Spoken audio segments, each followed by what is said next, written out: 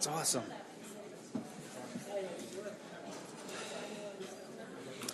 So I know that time is running short, and this panel, I am sorry to say, does not have the number of minutes that our previous panels did. So I don't want to delay them any further. But our final panel, Debriefs, forecast for today, unpredictable with a chance of vague, provides insights into the type of information that our colleagues in industry are seeking in both written and oral debriefs.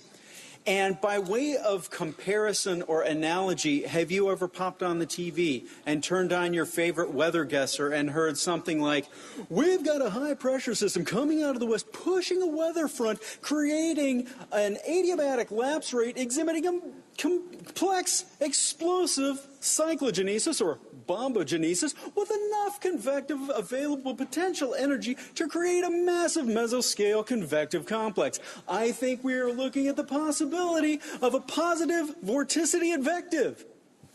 I don't even know what all those words mean. You want to know the temperature. You want to know if it's going to rain. Do you need a coat? Do you need an umbrella?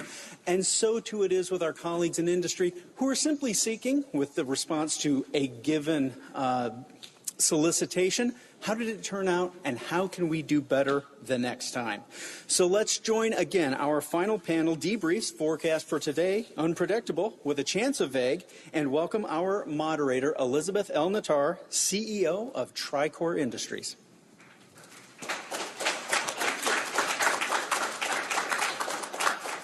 Hello, everyone. So, we're here, to talk about the importance of debrief and sharing the industry perspective on why it's important and what's the process in various companies, both large and small. So our awesome panelists, I kind of wanted to cheat because I thought I was going to have this, PowerPoint, so I'm going to see if I can remember their names. So. Starting from the furthest end, this is Ms. Denita Conway.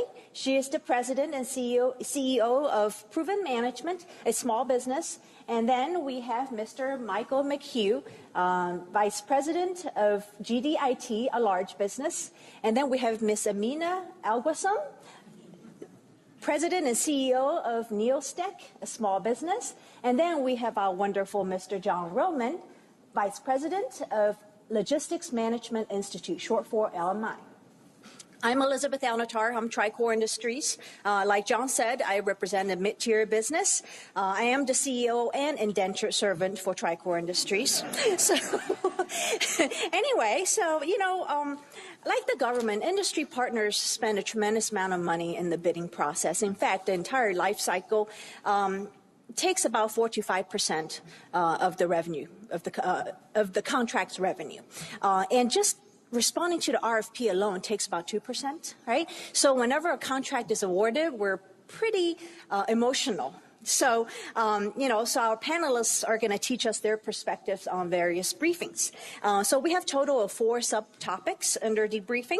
The first one is to discuss what kind of information we're looking for, how do we get the information, how does it help us, why, right? And the second one is to give us a sneak peek into the industry's process after an award is awarded, and what does it look like? What does our debriefing process look like? And the third one is, how does the debriefing quality and style affect the bidder's decision to challenge an award? The infamous P word. It's my least favorite word in government contracting. Towards the end, before we start our Q&A, we're going to try to provide some creative ideas on how we can bring value to each other through a bi-directional debriefing model. So anyway, without further ado, I'm going to start picking on John because he's the closest to me with the first question is what kind of information do you look for in a debrief, whether it's pre or post award, and how does it help you? Hi, everyone. Thanks so much for having us here. We really do appreciate the ability to communicate with all of you guys and have a conversation. When talking about a debrief, it really is near and dear to our hearts. You've heard in some of the previous panels about the fact that we put in a lot of effort into these, and frankly, we spend a lot of money on proposals in general. And in doing that, when we need a debrief, and frankly, you'll find from our company anyway, I actually required that our folks ask for a debrief, win or lose. And that may be a pain in the neck, and I do understand that. But a lot of times, even when you win, you learn a lot during your debrief. What we're really looking for is what are the things we've done well and what have we done poorly? And there's a reason for that. Oftentimes what we'll do is, we generally have an area of expertise that we're going after, a type of work that we do over and over again. And we'd like to do that with your agency and with others, and we'd like to do that wherever we can. So oftentimes we end up using the same past performance. We end up starting with maybe a template that we've created to talk about our management plan, or to talk about, if we have a technical proposal that we're doing the same sort of work over and over again, we're starting with something because it's a limited amount of time to create these responses. So what we really want to find out is, what did we do right? What did we do wrong? And sometimes you'd be shocked at how much of the same information is really looked at differently, even within the same organization. I mean, I've had times where we've had an IDIQ contract or or BPA where the we have a series of RFPs that come out at the very beginning, or RFQs, and they all require a management plan. We write one and we think it's great, and then we get our first award notice and we lost. And we get our debriefing and we find out the management plan that we thought was so great because it had scored well, even maybe on the BPA award, got hammered in the task order proposal. And all of a sudden now we've written 4 more proposals using that same basic management plan, and now we're in trouble. So the more that we can learn up front, we can use that to help ourselves tailor future proposals. Because really, no surprise, all the companies that are up here want to win work.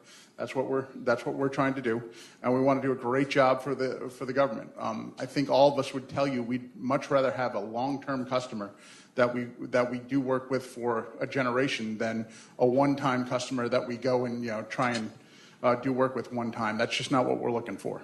So all that stuff helps us feed information on what did we do well. Also, what did we do poorly? And really what we want to know in the end is, why did we win or lose? What was it about our proposal that got us to wherever situation we're in right now? And sometimes why you win is almost as surprising as why you lose. And it really is amazing sometimes. The other thing we want to know is, were we treated fairly?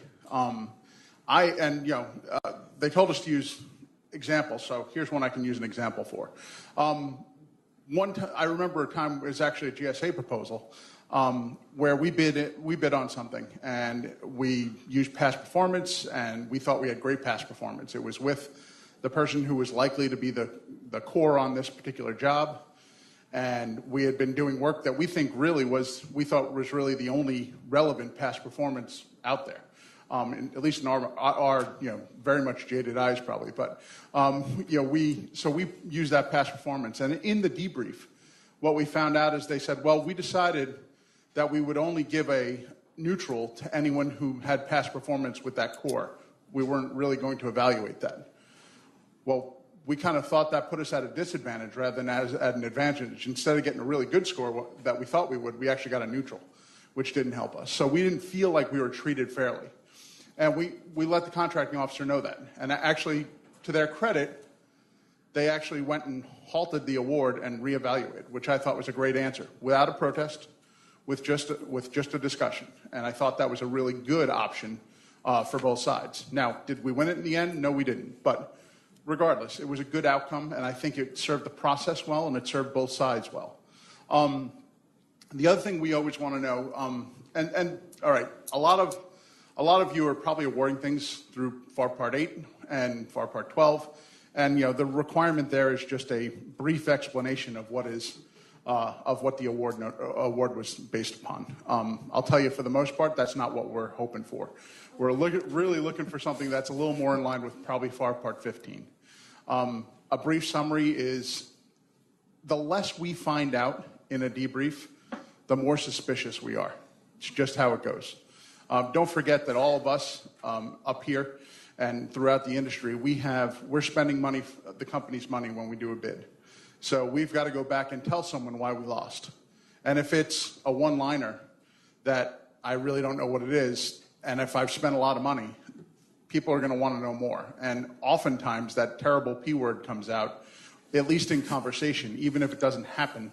And I'll tell you, it probably comes out in conversation a lot more than it actually happens, because cooler heads do prevail in the end. But it's one of those things that if we don't have enough information, they want to try and get it another way. And that's the way that a lot of people who maybe don't even understand, you'd be shocked at how many people don't understand the actual procurement process, but are in this business and have been for a lifetime. They don't understand exactly what a protest actually relies on and what really is the acquisition process.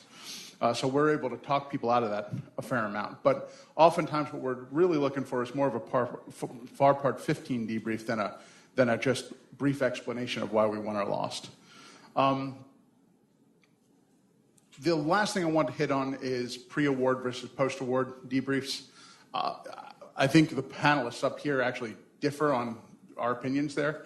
I would tell you that for myself, a pre-award debrief is only good if it gets me if I hear something that gets me back into the competition. I'd rather have a post-award debrief where maybe I can get a little bit more information about what the awardees' cost was with the awardees, what stood out for us versus them, where we finished in line, and that kind of stuff. But that's my own opinion. Very good. Thank you, John. I just want to remind everybody, if you have questions, please email them to reverseindustrytraining@gsa.gov, because we get it right here, and we can try to work some of the questions in during the discussion. So thank you, John. Amina, could you share your perspective briefly from a small business perspective? Sure. GSA, thank you for having us. I am honored to be in this panel representing the small businesses alongside another successful woman-owned small business, Denita, as well as the large businesses. So as far as debriefs, I think debriefing is the most emotional, but for me it's the most exciting part, because I'm getting feedback on the hard work that we've done as a small business. And that's the only thing that actually makes us better, makes our processes better internally, and gives us a focus. Just to give you an example, some of the debriefs that we've got probably rated us excellent on management, excellent with our transition plan. However, we were missing a transition schedule. So that tells me that in the future we can reuse that transition plan, which saves us time in that area. But then we need to include the transition schedule. And also what that tells me is that, okay, we might have some compliance issues. So I have to have more resources dedicated towards compliance. Also, another example of a debrief we got was for the key personnel resumes. Okay, we have exceeded expectations in the resumes. They love the resumes we provided. They asked for five-year experience. We provided 10, 15-year experience. But what that did is it drove the prices up, right? So, but we made that decision based on the information that we got, prior to the RFP, where we had an understanding of the pain points of the customers, where they had issues internally. Incumbent was not able to staff because they had a low price. So we had a better understanding of the pain points, and we were trying to address those pain points. But that drove our price up. And so then we had to evaluate, okay, is this a high-risk project? Is this a high-risk organization? We were asked to provide a TS-SCI personnel, which tells you that has impact on national security. It's a high-risk project, so we didn't want to low bid it, even though it was a best value. We didn't want to provide low-level resources just to win the contract.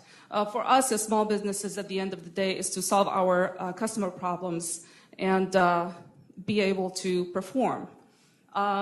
So that allowed us to make several decisions internally and figure out what we want to focus on internally.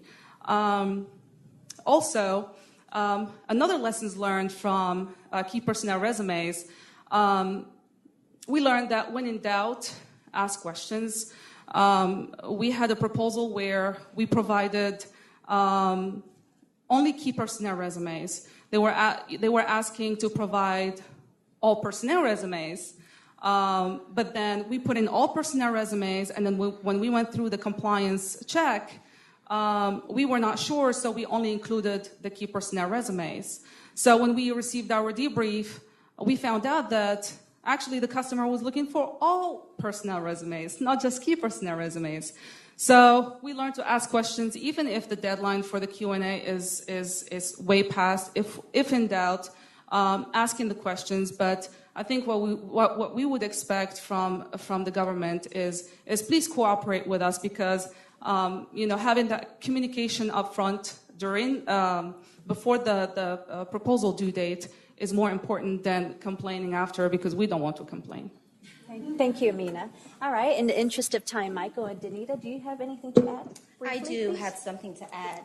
What I like to do first is to put you in our shoes up here. So I'll give you a real life scenario. Imagine giving someone Christmas presents or birthday presents. You always want to know how they felt about it. Did they like it? Was it the right size? Did they take it back? Or imagine you playing sports, or us women who were cheerleaders. The bottom line is we always wanted to please somebody. That's how we feel when we give a proposal to the government. All essentially, we want to please the person that's reading it. So not receiving a debrief takes away the joy of knowing what we can correct. I'll give you the best example. Back 2013, maybe, the Food and Drug Administration put out a $50 million contract. Well, I'm in logistics, so that's major. And I completely failed that proposal, but I didn't get it. I was like, wait a minute, hold on. Much like myself, I'm like, I wrote it perfectly. I'm a great writer. Temple University, University of Maryland, both gave me A's in English. What do you mean I failed? So I queued up everybody I need to with my angry hat on going, I want this contract. And again, it was a make or break deal for me, right? So I queued up everybody and I sent the email out, and the contracting officer was so helpful. He gave me a debrief that was 3 pages long. And it told me everything that I needed to do. Now, mind you, he might have nitpicked because I misspelled a word, but I can tell you this, it never happened again. The value to that is that he took a few minutes out of his day. He compiled this list of things that I needed to change. And what he did was he made an impact to my organization for the rest of the time that Proven Management is here doing business with the federal government. So for me, for my company, for the small businesses of the world, because I've always worked for small businesses, we can excel without understanding what we need to change. So that's my big deal about the value of it. The value of a pre-brief for me is really understanding what you want and what you're looking for up front. If you can tell me, I can do it. Now, I'm not going to whine and cry when I'm not the selected ones. But again, anything that you can give me up front really makes my job just a little bit easier. And can I give one more thing? Sure, of course. Does it help in the future? On future contracts, absolutely. Because based upon your debrief can tell me whether or not you're interested in doing business with my company. Not just that we didn't respond, but let's be honest. Some people want this size business or that size business. So that's why debrief is very helpful to us. Okay, Erica, thank you. First, I'd like to say thank you for the opportunity. I think these to and fro's are really important, and it's been done in GSA before. Susan Bethke before me, I'm the Oasis and Alliant Program Manager at GDIT, and those folks have been organizing this kind of thing for a long time. It's really helped their programs. They're very good programs as a result.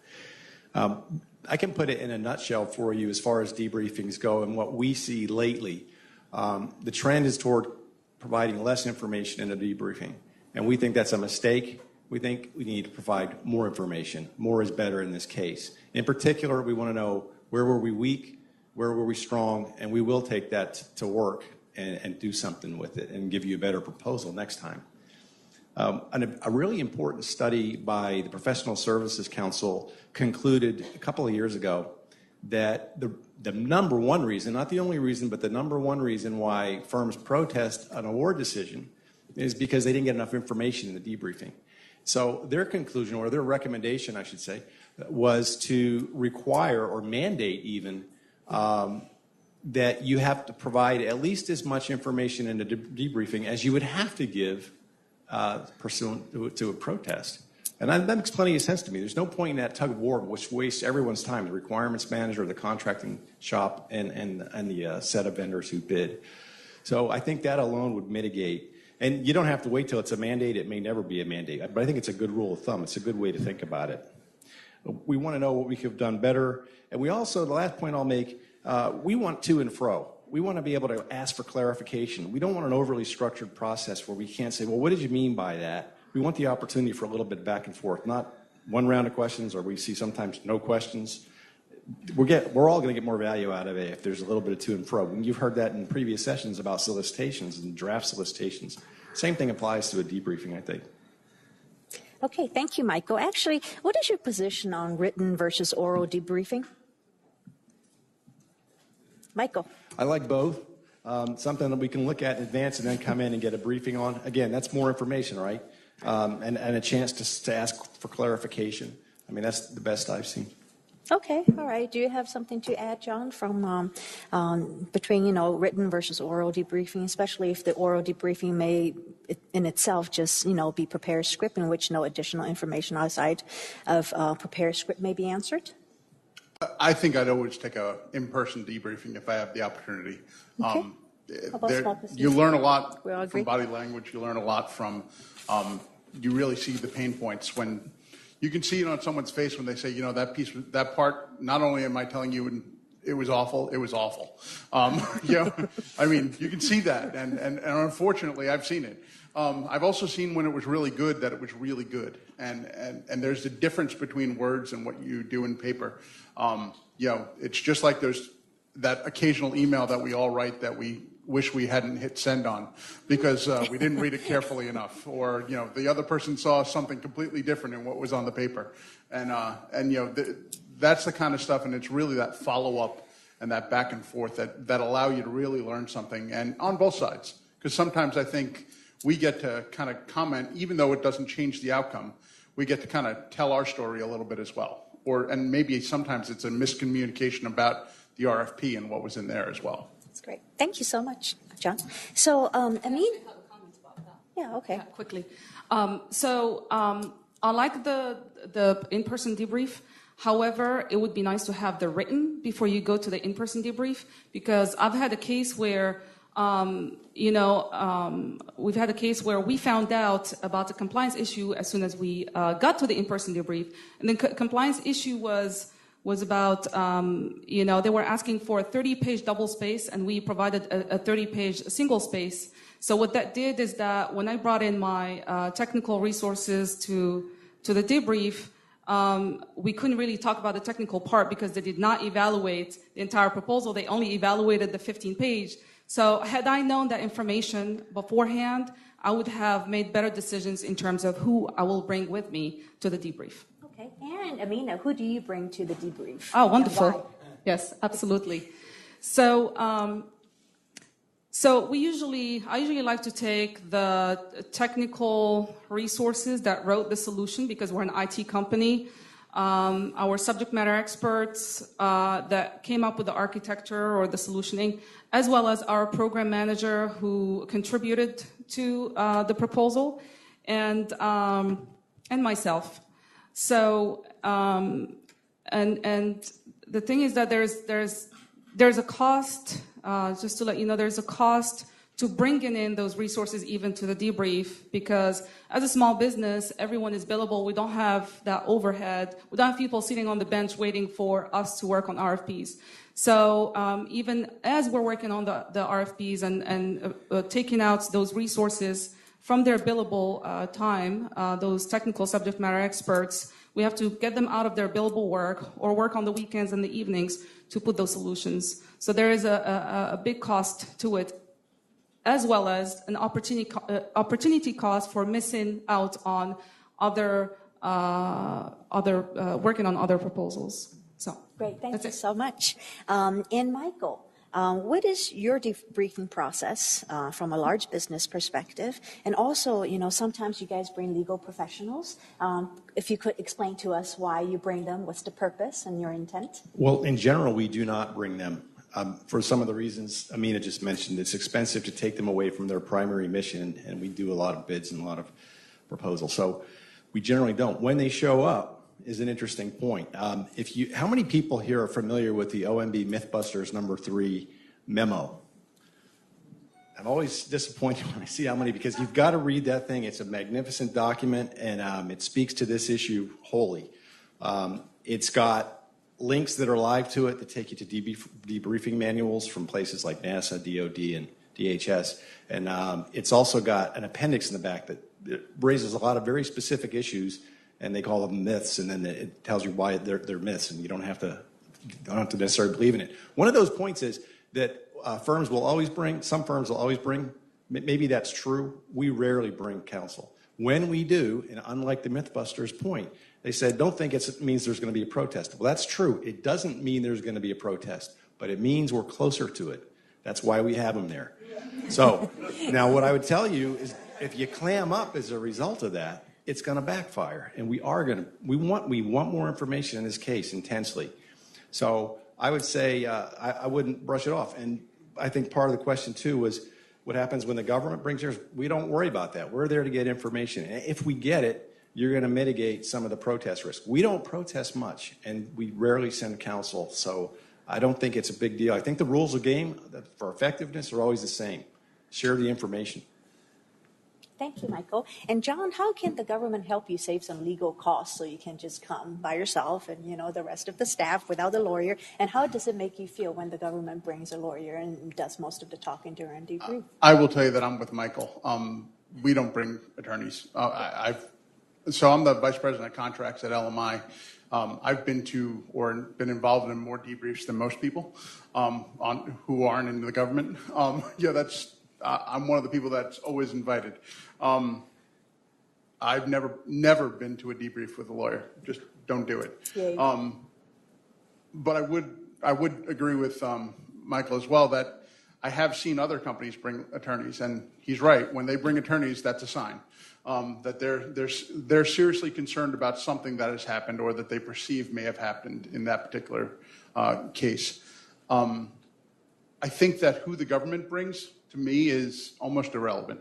What I'd like them to bring is, in terms of their position, what I'd like them to bring is the people who were on the evaluation committee, the people who actually know most about my bid and can answer the questions that I'm going to have about my bid. Because really, I'm going to ask you about my bid.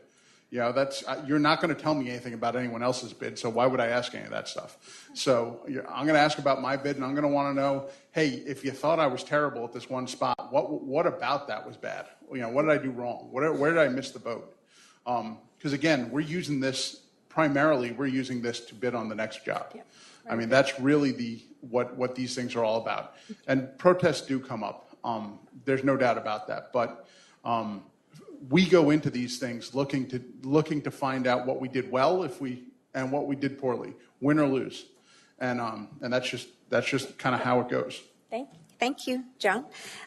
Great. And sometimes, in a mid-sized business, the lawyer has dual hats. Maybe he's a contracts manager too. So sometimes he shows up, even though he has Esquire at the end of his name. It really doesn't mean, he's there as a lawyer, but as a contracts director. So there are some scenarios like that, right? So thank you. Now, John, since you're so eloquent, you might as well just continue. So what is your experience on, the type and style and quality of debriefing that might have affected your decision on challenging an award? Okay, so this is where we get into the dirty little secrets part. So I've worked for a number of companies. I have been involved in protests, and I have been involved in not protests. In other words, where the company thought, hey, we should protest, and we've said no. So I'll talk about that a little bit. First of all, I would tell you that just like you guys probably all know companies that protest a fair amount. We all have what I'll call a signature. There are certain companies out there that, from our perspective, are good teaming partners, and from our perspective, are bad teaming partners. I'm sure you guys have the same sort of effect on different companies out there and whether or not they're going to protest. We all kind of have something that we do consistently. And I think it's different for everybody, and it's even in a large company, I'll tell you, it may be different for different parts of that company. That's certainly been my experience. When I go to a debrief, and I'll tell you, I have gone to a debrief with orders from my boss to say, look and see if there's a way to protest this, for whatever reason. We're the incumbent, and I'm not telling you anything you don't know. I'm just being honest. We're the incumbent, or we thought we wrote a really good proposal, or, in some cases, we're all frenemies up here. We're friends today and enemies tomorrow. We're bidding on something together today, and at the same time, we're finding out about an award we bid against each other yesterday, on the same day, and it happens all the time. So don't be surprised when someone comes in for a debrief and they already heard that the winning price was X, because you already debriefed their partner on a bid that they're bidding tomorrow. And that's just how it goes. So there are times where we go into these things and we already know the winning price was $75 million or whatever it was. And our price was $60 million, and how the heck did we lose if that's the case? Just being honest. I'm not trying to blow smoke, I'm just being real. And like I said earlier, there's someone's boss's boss is saying, if we were $15 million cheaper, how did we lose? What kind of proposal did you people write? And it goes from there. So, people's jobs are on the line. And sometimes if you're the incumbent, you may have a couple of hundred people's jobs who are on the line. So, and really, most companies would tell you this. Most of our employees are like family. I mean, they really are. We're good companies, their management is trying to look out for their people. For a lot of us who are services companies, our people are what we sell. They are the most important thing we have going for us. So if we lose some because we lose work, we're losing absolutely valuable assets. So it's more than just a scorecard or dollars. It's people too, and that becomes really difficult. So a lot of times what I would tell you is this: when I go into a debriefing, I bring two things every time. I bring, and you're going to hear stuff from my first answer and the first question, I bring the FAR Part 15 stuff, even if it's not a FAR Part 15 contract, because that's the information I want to know. And then I have a list of questions that are derived from that. It's not even 10 questions total. I think it's 9. I bring the same one every time. It sits there on my desktop. And I bring Part M of the RFP. I bring what are the evaluation criteria. Those are the only two things that matter. They're the only two things that matter in a debrief as far as I'm concerned. What did I do well? What did I do poorly? If it's a best value procurement, what was the cost technical trade-off that you did if I was a lower price? Those are the only things that really come to matter. But I'll tell you this, I've been in debriefs where I've learned an awful lot. Like I said earlier, I was sent to one, it happened to be with NASA. And we had spent a ton of money, and we had spent 2 years actually going after this bid, actively. We had gone down, it was at NASA Langley, we had gone down there countless number of times with countless amount of people, and we didn't win, and my boss said, see if there's a way. I went down there, I called him from the road on the way back and said, sorry, boss, no chance. They gave us a complete debriefing. They weighed out every single mistake we made.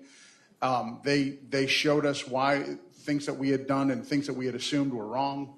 And frankly, our price was basically the same. It was a rounding error. And the awardee didn't make as many mistakes as we did. It's just the truth. Yeah. And I came back to my boss and said, look, they evaluated it exactly like they said they would.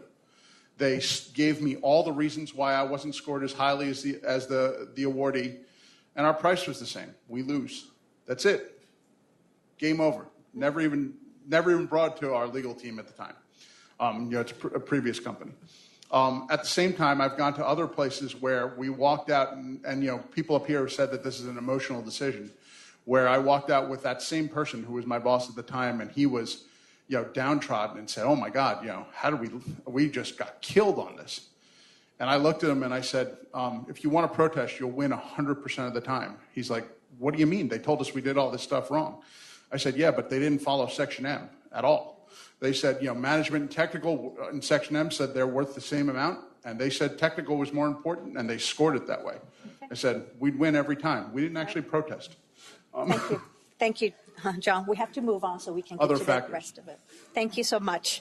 And Denita, if you could share a real-life example with us where the quality of debriefing changed your mind about protest in probably less than 2 minutes. Absolutely. I can actually share one from 2017 where we had bid a contract We knew that we understood it. The past performance was there. We were the perfect contractor. However, when we lost the bid, we went back to the contracting officer. Now, this one was a FAR Part 8, so he was only allowed or had to give us a short debrief. He went above and beyond for us, again, because it's about sharing information. So a lot of my experiences are very positive when it comes to debrief and the contracting officers that I have interact with. But the great news is that they shared everything that we did wrong in their perspectives. They told us some things that we can do right. So with that, we didn't have a reason to protest. Now, mind you, they also said that we cut up. They were expecting it. They avoided my phone calls 15 times. They didn't answer any emails. And so just as my colleagues have said, I got a little antsy. What are they hiding? Just call me back. So I sent the email and said, hey, look, guys, I just want a discussion. That's it. They said, well, discussion is different than a debrief. I understand that. I just want to have a conversation. And the nice part about it was, again, he got it. He phoned my office, looked for me 5 times after that, gave me a real logical explanation as to what we did wrong, and we let it go. And my attorneys thought differently, but we don't always bring legal attorneys with us. We make good decisions. And at the end of the day, guys, remember, it's always about money, too. So when we decide to protest, it's a real reason behind it. We haven't gotten anything because a protest could cost $5,000 to $10,000 easily, depending upon what it is. It's quite expensive. And most of the time we just want to, get as much information as possible so we can learn from it, so we can do better in the future and move on to, winning more work. So that's what most of us is about. So, Michael, do you have anything to share? As you can imagine, you've already heard, it's an emotional experience when you get handled a loss, especially it's a big one. People have worked weekends and late nights, and there's a lot of emotion. And if you put a heat map over the group of people that read this debriefing, it's going to be red hot around the capture team. But fortunately for the system, both sides, there are blue sections in there too. And those are people who are farther from the proposal. They are closer to the relationship with that client and maybe that contracting shop. And they don't want to protest things in general. Now, in a nutshell, I can tell you the way it works, and you already heard a little bit of this from John. I remember a proposal where we lost, and the capture team called a meeting with legal counsel and with their contract management of their business unit. And those are usually the first-line decision makers about a protest or not. And they said this, and I thought it was funny at the time, and so did the contract managers. They said, okay, we have to protest. And then they looked at the contract managers and legal counsels, and they said, what are we going to protest? And those of us in the blue zone kind of chuckle at that. And the contract manager for the business unit said, look, they told us exactly and clearly what they were going to do in Section M, and they have documented exactly and clearly how they did that, and those two things match up. And so there's no protest. They did exactly what they said they were going to do. They've documented that process. Having said that, sometimes people, I would tell you to always err on the side to give more information. Sometimes people are going to protest anyway, and there's nothing you can do about it. And I don't think you should try to guess when that's going to happen because they were incumbent. It's a big dollar value. Just do the right thing by you and cross your fingers and hope that if you've done the right thing, you've documented it well, you've executed well, you're going to win at GAO. And that it's not a loss to you just because somebody protests. Sometimes that's beyond your control. So. Thank you, Michael. And sometimes, I've had experience of, going to the chief procurement officer or deputy or the director to tell them, hey, we have some concerns, but we don't want to file protests. Would you please provide us with more information? A lot of protests are filed because of the lack of information from debriefing. If they had all of that information, then, industry typically wouldn't be moving that direction because it is really, really costly and time consuming. And everybody rather spend the time winning additional work than obsessing over one that you lost, right? We don't like to be sore losers. We just want to learn. So anyway, thank you guys very much. Now, in the next 4 minutes or so, I would like for Michael, Amina, and Denita to share with us what they think of a bi-directional debriefing model where, the government and industry provides feedback to each other, if they would be interested in that, and how do they think that, they can contribute to the process. I'll be really brief because it's been said before, and that is the more back and forth that's allowed within the process, I think the better. If industry has avenue to communicate and get clarification other than protest, that's a really good thing for the whole system. And I'll echo that. The idea of bi-directional would mean that we'll be able to help some things on the table that might help a better solicitation out front. So I would agree with Michael with the bi-directional would be very valuable. Great, thank you. Do you have any? Yes. So for bi-directional, we try to communicate. It's better to communicate before the RFP closing date. We try to do that as much as possible. For the bi-directional debriefing, we don't want to complain. That's just negative. We want to stay more on the positive side. We want it to be a learning experience for us. However, for providing feedback back to the government, I would suggest that would be more based on facts. For example, if there needs to be a process improvement for the RFP process that the agency is trying to do, maybe they can gather information on facts, which is, okay, what is the response time of the contracting officer? And we've had experience with that in an agency where we were a secret shopper and going through an application process, and that agency actually provided a completely separate process improvement group that had nothing to do with the application process. That way, the feedback and the information that's going back is more anonymous, and there is more free bi-directional information as opposed to, fear for protest or things like that. So I think if it's more focused on the positive experience for improvement and innovation within the agency, I think that's I see that better than the other way. That's great. Thank you. All right, cool. Now, we have one question that's not directly related to debrief. So I'm looking for a volunteer. Basically, can you please talk about your investment in remaining compliant or contracts administration component of the bid and the contract execution that has a major impact on future government business? So I guess I'm the person who's the vice president of contracts up here, so I guess I get to take that one. Contract compliance is tough. Let me tell you. I report to the CFO of our company, and one of the things that we did when I first got there was she and I talked about compliance, and she said, how do we know that we're compliant with all the things that we have to do? And I said, well, I was brand new at the time. I'm like, well, I'm learning that myself, at least here. But we actually went out to a couple of different places, both attorneys, some of the accounting firms, some of the just industry teams that are out there that do this kind of stuff. It's funny.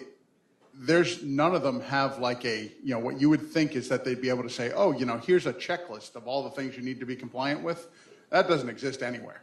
A, it changes too fast. B, it's just such a huge list. It really is an amazing amount of work to be compliant just with all your contracts and stuff. And every single contract has its own compliance metrics. We actually implemented a contract system where we actually input all the compliance requirements into that contract so we can run reports off it and things like that to help us with that. But that's a costly endeavor as well. In terms of proposal compliance, we normally have at least two to three people who are reviewing different sections of the proposal with compliance. The first thing we do is actually create a compliance matrix that takes the entire RFP, and then we do it again when the questions come out, and then we do it again when all the mods come out, and we actually create this compliance matrix that actually shows every single thing we're supposed to do, every will, every shall, anything that we can sit there that says, these are the things to be compliant. And then we have people checking against all those things. But it's A, it takes time, and B, it takes resources. But they're well spent because, like some of the panelists just said, when you go to a debrief and you find out you lost because you weren't compliant, man, that hurts. So it's worth it, but it's not cheap. Yeah. And Amina and Denita, do you guys have anything to add from small business perspective? I agree with him. It really hurts when you find out you're not compliant, with that double spacing versus single spacing, and then we couldn't really find value in the debrief because our proposal was not even evaluated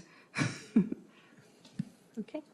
My personal experience with compliance is that sometimes that can hurt you even more than the technical of the pricing is not having the SF 18, I believe, signed. So what we do is we put a lot of resources and money into that portion of our proposal and bid, just like John said, just so we can make sure that that is the one piece that we don't get dinged on. Great, thank you. How about when you're awarded a contract, you start executing? Do you actually take what you have, what you get from the proposal and debriefing and try to implement it, or do you just go by the contract and SOW that you signed, or both? When we win? Yeah. Yeah. On rare everyone occasions. Everyone says that we'll always get a debriefing when we win, and here's what I see down in the dirt. We say we want a debriefing, and the contracting officer says, got it, but I want to get to the non-awardees first. I didn't say losers, okay? And what happens is a lot of times on our side, we don't come back. We let it go. And all the resources get focused to that next big proposal. And then that debriefing doesn't necessarily happen. And I'll also tell you, it's not, I don't think that it's taken, in all honesty, I think it's human nature to not, you learn more from pain sometimes than you do from the awards. And I don't know, I wonder sometimes if the government side, if they're taking the debriefing, if they're being as incisive as they would be with somebody who lost when somebody won. So I think it's a good question. I think we should always do it, and I think we should all take it seriously. It's good for the system, but I'm not entirely sure it always happens. Hey, Mike, I'll add to that. One of the reasons I asked my team to do it is because if we do find out that this award gets protested, all the non-awardees had their debrief and found out their strengths and weaknesses, and depending on what the corrective action is, I may not have that benefit because I didn't ask for a debrief. So that's one of the reasons we'll ask for a debrief even on a win. Okay, Can I great. add to that just for a second? So one of the reasons why we ask for a debrief on a win is because a lot of times you'll find out what they really loved about your proposal, and you have to live up to it. So if it was your communication plan, if it was your problem resolution plan, you want to know that's what won the proposal. That way, again, you're able to be stronger over the course of the contract. So does it really help you, for the immediate contract that you just won, or does it also help you in the future? For my personal experiences, it helps me both current and in the future. So we're a services agency, and everything we do, we have to apply lessons learned to it. So anything that we can find out is just literally applied across the board. That's great. How I've about got you? more on that.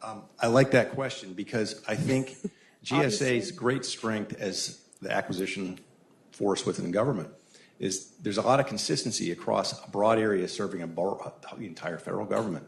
And that consistency is a lot of strength. The breakdown in the value of a single debriefing to me is not as great when there are so many practices and so many contracts, IDIQs, and so many procedures and contracting shops and local policies. I think if in the next few years we can obliterate some of that, we're going to have a much better acquisition system. And I think GSA generally is the force leading that way. All right. Well, thank you very much. Actually, we responded to all of the questions that was asked. So do we have any other questions? Well, thank you guys for being such a great audience. And thank you, awesome panelists. Here you go. Thank you. Nicely done. Leave them wanting more. Again, a big hand for all of our panelists this morning. Just can't thank you all enough for coming in and helping us, helping us each other, as it were. If I may, to close our proceedings, I'd like to introduce an individual who is leading GSA's acquisition community to surmount the insurmountable, conquer the unconquerable. A man who has done so much with so little for so long, he can truly do anything with nothing forever. I am not saying that because I'm bucking for any kind of end-of-year award. I really mean that. Ladies and gentlemen, if you would be so kind, please welcome the U.S. General Services Administration's Senior Procurement Executive, Jeff Kosis.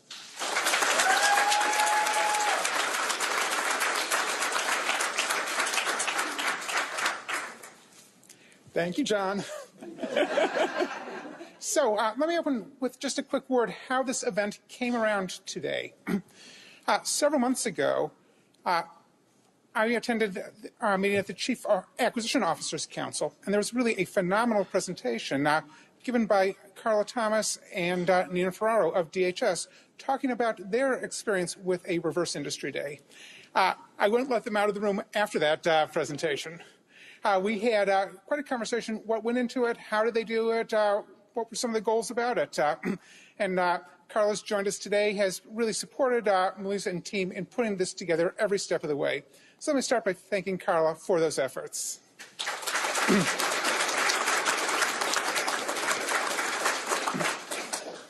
So, with the idea, I then turned to Ms. Melissa and said, Melissa, we have a little task.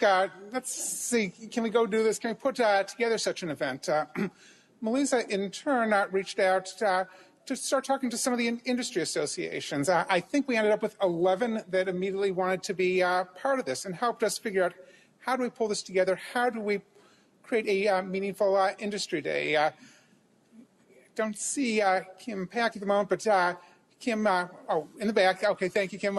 Helped take the lead in helping us really work across the associations, put together a meaningful agenda. And so, Kim, thank you for that work. We ended up with associations reached out to people who wanted to take their time to volunteer to participate in this.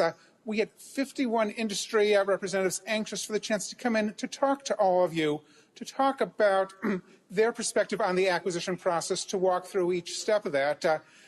Just think about that. 51 industry folks want to go volunteer to be part of this. I think we had 3 phenomenal panels, and thank all of them for those efforts.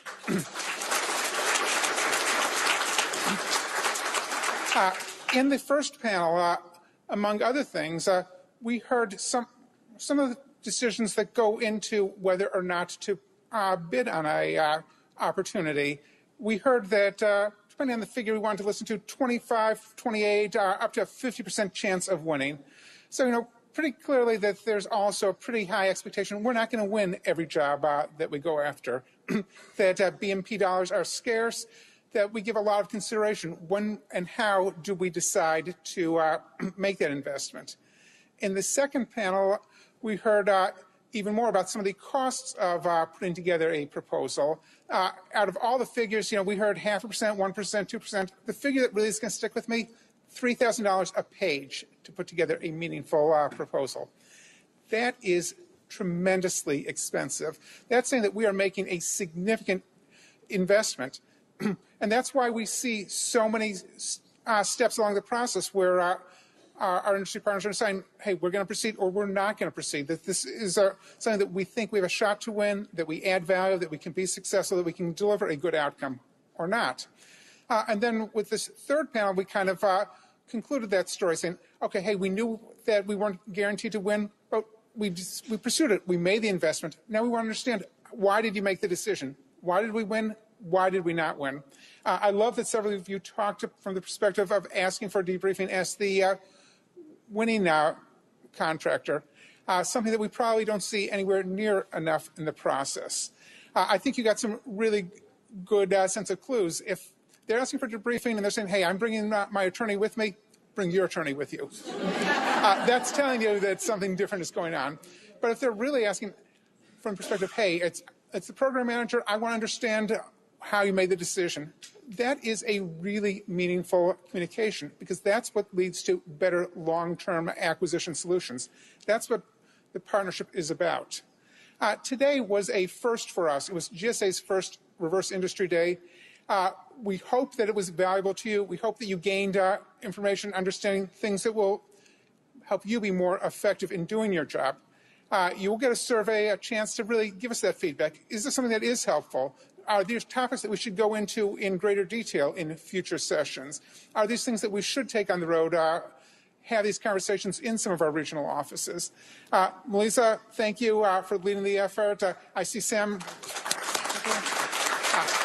Sam has done a tremendous job in partnering with Melissa. Henry over there, thank you very much. And to all the GSA employees across the country who've taken the time to listen to this conversation, thank you. And just to close with one last thank you to all of our industry participants. We really appreciate your taking the time, you're sharing the thoughts, your perspectives with us. I see a number of folks have remained throughout all the sessions.